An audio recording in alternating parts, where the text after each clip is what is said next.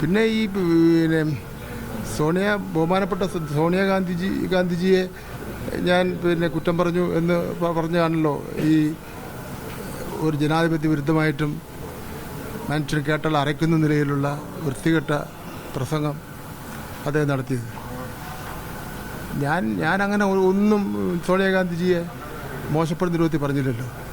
കോൺഗ്രസ്സിലുള്ളവർ പറഞ്ഞിട്ടുണ്ടല്ലോ, അങ്ങനെ മതാമെന്ന് വിളിച്ചിട്ടില്ലേ അവരെ കോൺഗ്രസിലെ നേതാക്കന്മാർ. ഞാൻ ആ നിലയ്ക്കൊന്നും പോയില്ലല്ലോ. അതാ അപ്പം അതാണ് അദ്ദേഹത്തിൻ്റെ പ്രധാനപ്പെട്ട ജോലി എന്ന് പറഞ്ഞാൽ ലോകത്തുള്ള മുഴുവൻ ആൾക്കാരെയും പരിഹസിക്കുക.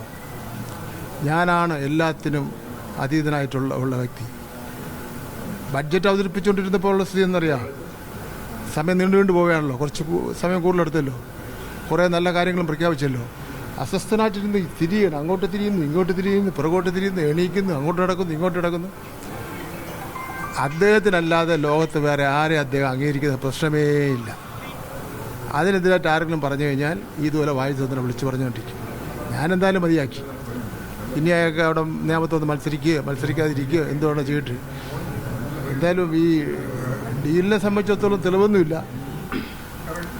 ചില വിവരങ്ങൾ കിട്ടിയിട്ടുള്ളതാണ്.